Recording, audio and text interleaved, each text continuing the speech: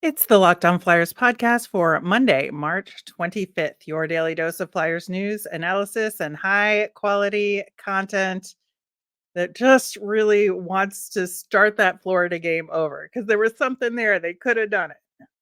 Yeah, I disagree. Your Locked On Flyers, your daily podcast on the Philadelphia Flyers.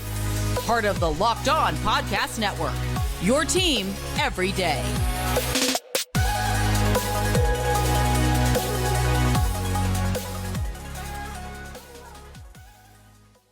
Hey there, and thanks for making Locked On Flyers your first listen every day. I am Rachel Donner. You could find me on Twitter at rmiriam. I'm here as always with Russ Cohen, who's on all your favorite social media apps at Sportsology. We are at Locked On Flyers on Instagram, Threads, Blue Sky, and Twitter as well. Today's episode is brought to you by Game Time. Download the Game Time app, create an account, and use the code Locked On for $20 off your first purchase. You can find us over on YouTube or on the SiriusXM app or anywhere you listen to podcasts. Subscribe to get our latest episode as soon as it's available here on the Locked On Podcast Network, your team every day.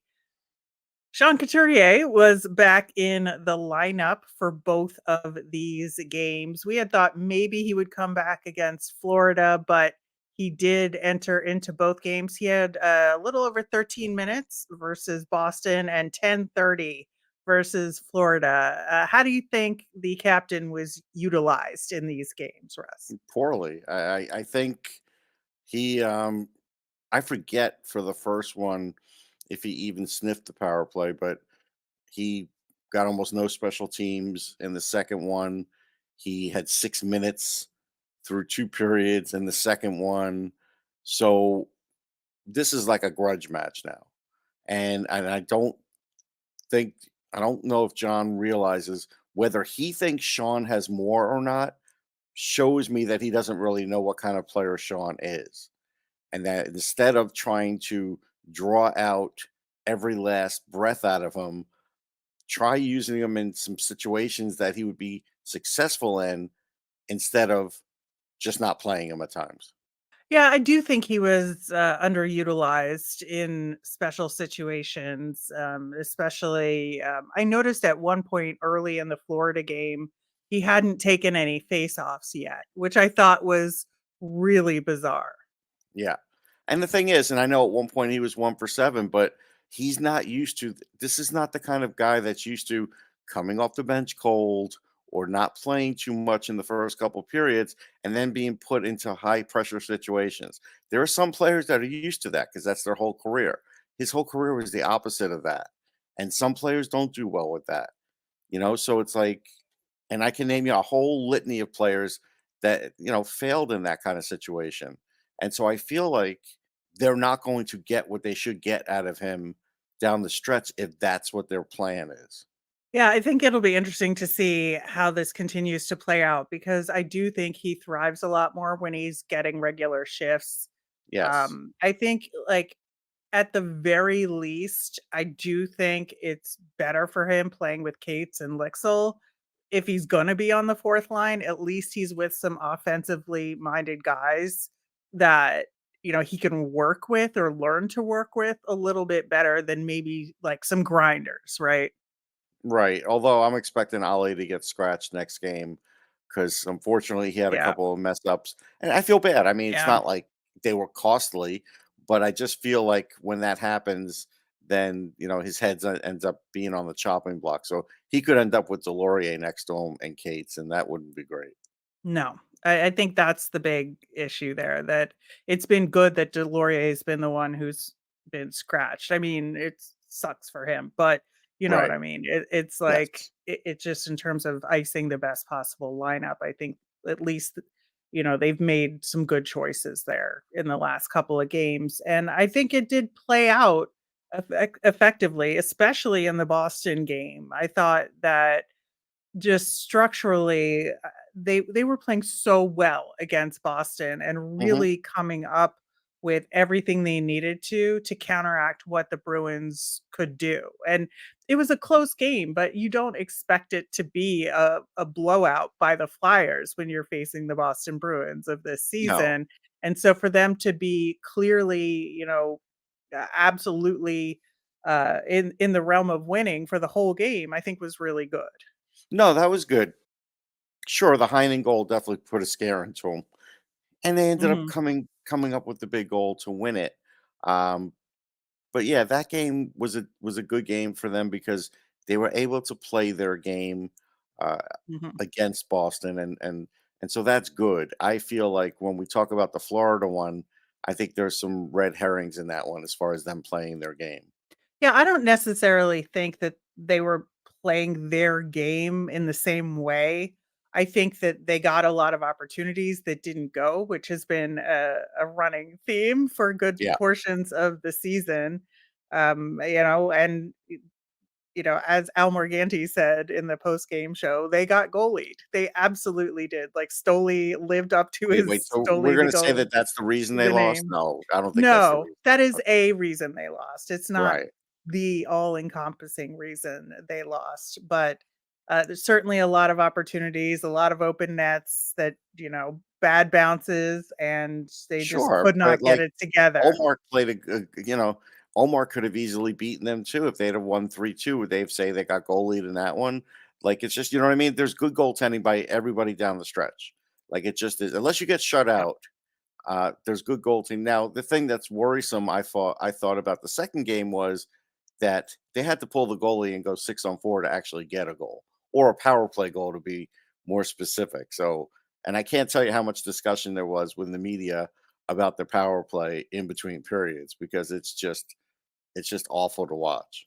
yeah, it's been brutal, there's no question there. They were 2 for 8 for the 2 games, of Yeah, course, what one of which was a 6-on-4, so, you gotta put a little asterisk yeah. next to it there. And I would say that it was interesting that, the one, regular power play goal they got, on the 6 and 4 was from their quote unquote "second unit." The And it second unit's wasn't their best unit. Like I hope they know yeah. that. Yeah. So, and I think that they were giving that second unit a little more time and giving that second unit the 6-on-4 time, to like adding an extra guy out there to it, Yeah. because they recognize that. So at least they can sort of see where it's going, right? Okay. No, it was good. It was good for Brink because I thought Yeah. Brink was having a reasonably good game against Florida. I don't think he did a whole lot the game before, but against Florida, Right. I think he was having a reasonably good game. So it was good that he got rewarded. Those things could always pay off down the road. Yeah, absolutely. And, I think that it's hard to say because this Florida game, it just feels like it was one of those games that you could tell early on things just were not going to go the Flyers' way. And that's why I said at the top of the show, I just want a do over of this game because I feel like their heads were in the right spot. But once things went a little awry, they just could not recover from it. And But I think the it took will was till there, yeah. but it just wasn't like the pieces were not working well together. Like, I think it took till the second period for their head to be in the right spot. Like, I didn't like the way they started that game. And at this time of the year, you can't start a game like that. And so what's worrisome for me is, okay, it's Florida. Yes, they're going to make you pay. But you know what? You don't start a game like that against one of these bad teams. You're giving them a reason to beat you too. Because everybody's going to point to, the easy schedule maybe after the Rangers for a little while. And it's like, yeah, but you know what? These teams are going to look to just make an example of you. So I didn't feel like that first period was the right period for them, and the way they did it, and the way it went, and the way it looked. And so then I was like, I see what Florida's doing here. Florida was just a second faster to the puck on clears. Florida was like, yeah, we'll give you some shots. That's fine. Uh, and Stellaris did play great, no question. But Florida's defense made sure there were very few second chances at all. Yeah. No matter how many high danger chances the Flyers had, they didn't have that many second swipes in the whole game at it. And I think that was a big key for Florida. And that's what they limited. So it's like, yes, you could look on the sheet and tell me they had equal amount of high danger chances. And I'll tell you, I don't even care about shots on goal like I will in this one because they doubled them up and they only got one goal.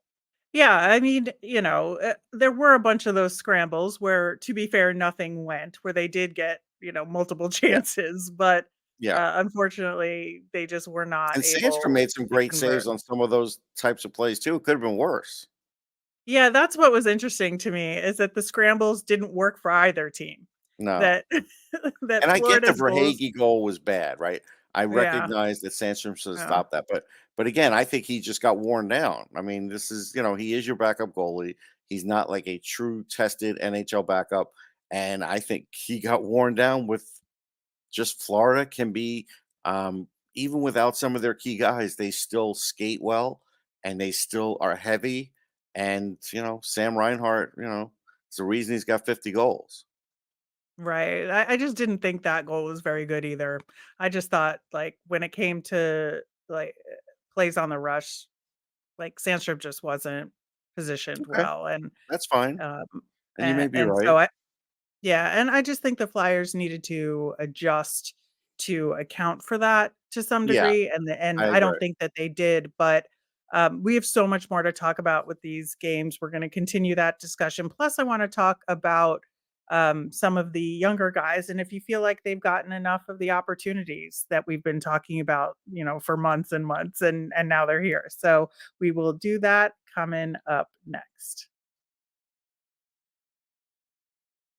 Buying tickets to your favorite events should not be stressful. Game Time is the fast and easy way to buy tickets for all the sports, music, comedy, and theater near you.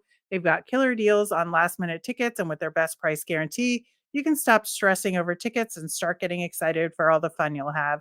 My favorite part of the Game Time app is that it's great for getting notified about flash deals. Plus, you can get that all important view from your seat. Game Time has deals on tickets right up to the start of events and even up to an hour after they start. It's the place to find your last minute seat, and the tickets are sent directly to your phone, so you never have to dig through email. Take the guesswork out of buying tickets with Game Time. Download the Game Time app, create an account, and use the code locked on for $20 off your first purchase. Terms apply. Again, create an account and redeem with the code locked on for $20 off. Download Game Time today. Last minute tickets, lowest price guaranteed. On tomorrow's show, we will talk Flyers versus Rangers, and we've got Phantoms Tuesday, which tough weekend for them as well. Plus, we will answer your mailbag questions later in the week. So get them in. You can email us at lockedonflyers@gmail or send us a message on Twitter or comment on our YouTube channel. So adjustments, Russ, as we were just talking about, yeah, I feel like once that first, Reinhardt goal went in, you could see that, it was after the Flyers had had a ton of chances, and then it just went Hmm. quickly the other way on a rush. And Sandstrom had a clear view of that shot, and it just didn't go. And I feel like after that, they should have tightened up some Yeah. of what they were doing and gotten a little less aggressive, and they didn't do that to account for maybe a goaltender that wasn't gonna be as on, or who plays differently than Sam Ersson. I just feel like they were playing as though Sam Ersson was there. Yeah, I agree. I saw that after Paling had a good shorthanded chance, that they just kept pressing for that next goal to be a shorthanded goal, and they overdid it. And they left Tarasenko wide open. I mean, he definitely had two Mississippi before he even had to take the shot, and nobody was anywhere near him. On that whole side was clear, and you can't Yeah. do that. It made it too easy, and no matter what Sandstrom was going to do, he wasn't going to stop that. So then it's 2-0, and then it's like, yeah, you overdid it, but you still could have adjusted the game slightly, and I didn't feel like they ever did adjust the game. Yeah, I think that's what the missing link was for me in the Florida game, because I felt like they did make some adjustments versus Boston when Boston was creeping Yes. back into it, and that made the difference. And Mhm. and that's where I see the biggest difference between the two games over the weekend. Something else that I was trying to pay close attention to, especially, when we were talking about usage of Sean Couturier. Let's also look at the usage of some of the other guys, the younger guys that we've been pushing to have in the lineup more consistently or give shots to. And, looking at Bobby Brink, looking at Ronnie Attard, looking at Adam Ginning, all of these guys, Brink to a lesser extent, but this is Attard and Ginning's like real shot at it. And they've been getting consistent time. They were regular call ups. Like, how do you feel about how they've been used, and are they getting the chances that they need to? And like, how are they doing? Yeah, so I feel like Adder and Jennings are doing well. I know people want to focus on Jennings not being able to score, but that's like getting, Nicholas Grossman in open ice and he's not going to score either. It's just not going to happen. He's not going to hit Yeah. the net. That's not their game.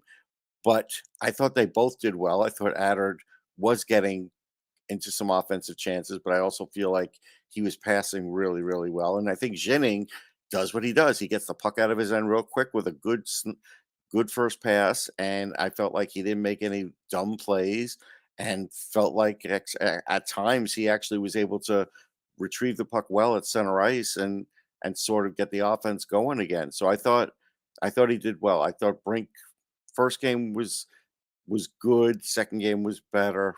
I thought Lexell's first game was good, second game, sure, he had a flub or two. It didn't lead to a goal or anything, but again, you're just not allowed to make a mistake. So then I knew he was getting set and he didn't play much in the second game. So, but overall, I felt like the young players actually did well. And honestly, in a very sneaky way, and he really does not get any credit. Igor Zamula is playing really well. He's playing his Yeah. best hockey of the year. He's playing nearly mistake free. I saw like one mistake in the second game against Florida. He's keeping the puck in on for the offense. I mean, he's doing the basics on the power play, and if you want him there for the basics, all right. I still think Adder could do better, but that's fine, whatever. But I feel like he's doing great and really is the guy who gets the least amount of credit for that. Now, on the weird side of things, I have no idea when anybody's coming back off an injury. I'm starting to think nobody is. No. And they don't even Well, talk about it. I know. Well, it doesn't help when coach walks out after two questions post Yeah. game. But I mean, to be fair, like, what was he going to say when asked about Sandstrom? Like, he's not going to throw Sandstrom under the bus, which I get. But No, but you know what you could do? You don't have to answer the Sandstrom question, but you could talk about the game and yeah, just say what went wrong and what's going to change next game. But he doesn't want to do that. So now they're going to go in and play a Ranger team that's been playing pretty good hockey. They're missing players, but they're playing pretty good. And the thing about it is, you're going up against either Shesterkin or Jonathan Quick. Either way, it's not a great situation. So you have to play that game differently than you've been playing these other games based on that. sure. Going back to some of the younger guys, though, Mhm. yeah, I'm just so impressed with Ronnie Attard and what he's Me been too. able to do in the limited games he's had so far. He had 4 shots on goal in the game against Florida, and Yeah. I think when we're talking about a team that was struggling to hit the target, I think that he was able to more often than not in his attempts, and he was getting involved offensively. I think he's gaining confidence that way, that he doesn't Yeah. feel scared that he can't get back, because he knows he can now. He has the games under his belt to understand that he can get back defensively, and so he can do his thing offensively a little bit more. Yeah, and I think Jennings is sticking to his style of play and going with what he knows, and he's good at it. So it's working out for him, and I do still love them as a pairing when they play together. So I think there's been some really good progress made on There that front, which has. is one of the goals of this season. And Mhm. this playoff race aside, I think that has been one of the most important things for me, at least in watching the games as of late and this weekend, is like we're getting exactly what we wanted post trade deadline. We wanted Yeah. younger guys in, getting really good opportunities and finding success. And so I am very happy with that aspect. Yeah, I mean, with that, it's going pretty good. I hope it keeps going that way. Uh, but I think we both know if there were guys that weren't injured, it wouldn't be going that way. So, but it's fine. I am enjoying this part of it. Yeah. In the meantime, the playoffs are still a mess. There's no way to know what's going to happen. Caps beat the Jets and are ever so close to the Flyers with game in hand, and so Yeah, that's and up here's in the the thing. air. I know people were talking about, well, look how hard their schedule is. They're playing Vancouver, well, they beat them. They're playing the Winnipeg Jets, well, they Mhm. beat them. And so it's like they're beating these teams. Yep. The Devils shut out the Isles, and Colorado beat the Pens. I, we could be doing anything. A week from now, it's going to be completely different. So I think that the Flyers are, holding their own destiny in their hands right They now, are. and they just got to win. That's really what it And comes that's down to. why I say that 1 point crutch sometimes is a bad thing, because when you got one, you should have gotten two, and then you don't know where the next win's coming from sometimes, and then the one doesn't help you. And that's why I don't ever write about the moral victory of the 1 point at this time of the year. It's a compiler thing, so early in the year, it's fine. It's fine to kind of get your record a certain way, but yeah, it's tough. If it's the last game of the year, then it's a different story, and you need that 1 point to get in the playoffs, then I get it. But yeah, it's going to be hard. Ovechkin's gotten hot. Yep. And Detroit, all Detroit has to do is wake up, and that really complicates things too. Yeah, it honestly, I don't know which Detroit team they are from day to day, Me so neither. nobody does. And No, so it's just weird. Detroit is very weird, and they are creating havoc, I think, in this case, because are they gonna sneak into the wild card spot? Because, it seems like Tampa's got that first wild card it locked. does. So there's only one spot left. So if the Flyers fall out of that third place, it's gonna be a bloodbath. Oh yeah. Yeah, it's we all see how it's going. It's coming down to the end. So it's going to be how you finish, and every team's trying to win every game. And you know I know there was a time when people were looking at it and said, well, if the Flyers go 500, they're probably going to make it. But it's hard to gauge 500 when you're getting tied. Yeah, the 1 point overtime losses too, so that skews even that 500 at times. So yeah, somebody wins 5 in a row the last 2 weeks. That could be enough to put Washington over the top. It could be enough to put the Flyers over the top. It could be enough to put Detroit over the top. And if the Devils were to win like 7 in a row, maybe they've got one run in them. Maybe. I think the Islanders are dead. I think they're finally dead. But the I hope Devils, so. Jake 'Cause Allen's playing well for them. They had a bad loss the other night, but then they made up for it today. So it's like, or yesterday, I feel like they may have one more run on them too, just to kind of make this even a bigger mess. Well, it's fun for hockey fans. It's a little nerve-wracking for fans of specific teams, including the Flyers. But that's why we play the games, as they say. We'll see how it all goes, and we'll continue that with the Ranger game tomorrow. It is Monday though, so we will have our nemesis of the week. We'll do that coming up next. It's an important point in the season, Flyers fans. The team's in the thick of the playoff hunt, but regardless of where we are in the standings, I want to remind you that you could win big by playing daily fantasy hockey on Sleeper, the official daily fantasy app of the Locked On NHL Network. Sleeper is our number one choice for daily fantasy sports and especially daily fantasy hockey. Because with Sleeper, you can win 100 times your cash in daily fantasy hockey contests. Fans could also play daily fantasy NFL, NBA, and MLB and college football when they're in season on Sleeper, and entries can be made in under a minute.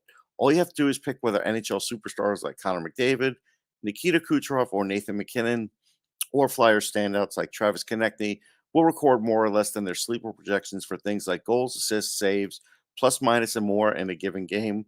To win 100 times bet on Sleeper, you need to correctly predict the outcome of 8 player stats. You heard me, Flyers fans.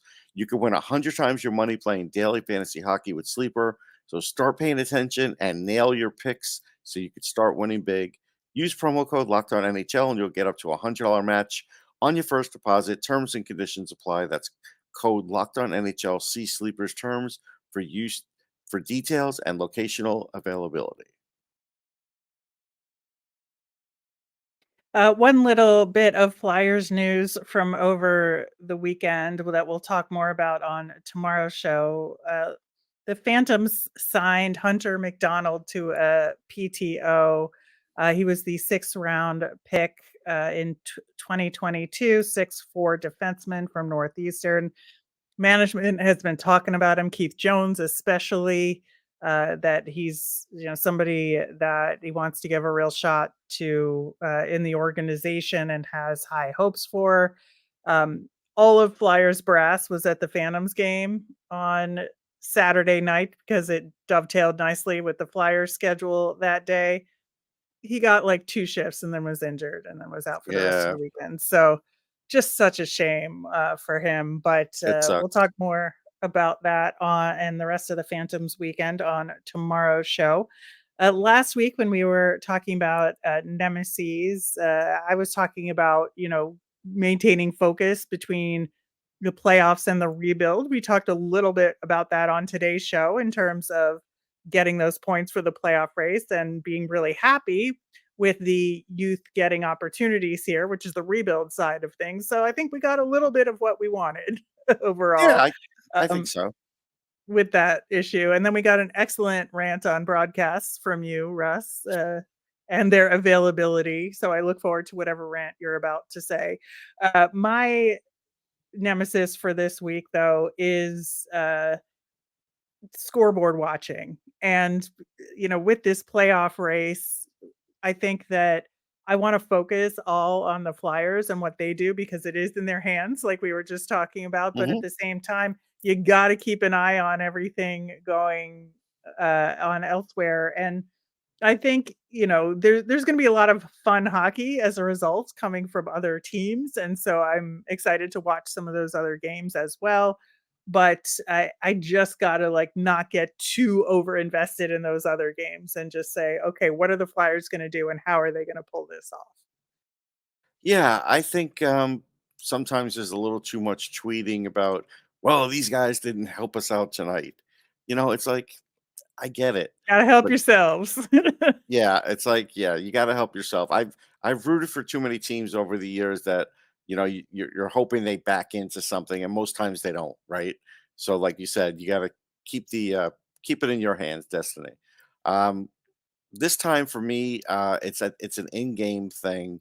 Now, lately, they have in between second and third periods. No, in between third period, second and third period, yeah, before third period starts, they have like DJ Hollywood. And it's the same people who run the show, right? But now all of a sudden there's a DJ and he's jumping up and down and playing songs and just really loud. And you get some kids screaming like 3 or 4, and they're trying to show them up on camera. And it's like, I don't know. I think in between the second and third period should be a little chill and not be like a dance club. And I just feel like it throws things off. And a lot of us up in the media are like, it kind of feels like a Phantoms game now, um, when it's like that. And it kind of gives you that feel. And it's like, so, maybe, and I get it. It's not for us, but it's my opinion, and we have to sit through it like everybody else. And I could say I'm not the only one that's not loving it. Well, it sounds like you hate fun, but I don't hate fun. no, I understand what you're saying to some degree, but also got to entertain the kids. So there is a healthy balance there. And obviously, I'm not at the Wells Fargo Center most of the time, and you are. So you Yeah. would know differently than Listen, I it's 8 minutes am. to go before the period starts. A lot of people aren't even in their seats. Yeah, that's fair. That is also fair. But also, I kind of like DJ music. And when the kids are dancing and trying to get on the screen, I think it's fun for them. So I appreciate that to some degree. That will do it for today's show. We will be back tomorrow talking Rangers, talking Phantoms. And as a reminder, we always want to hear from you. So if you've got mailbag questions, you can send them in via Twitter at Locked On Flyers. You can email us at lockedonflyers@gmail.com or comment over on YouTube. Locked On has launched the first ever national sports 24/7 streaming channel on YouTube, and now it's available on Amazon Fire TV and the free Fire TV channels app.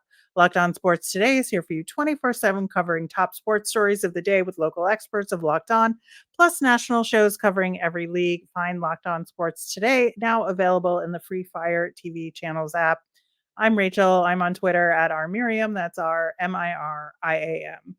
I'm Russ. I'm at Sportsology, SPORTSOLOGY. Have a great day, everyone. And I like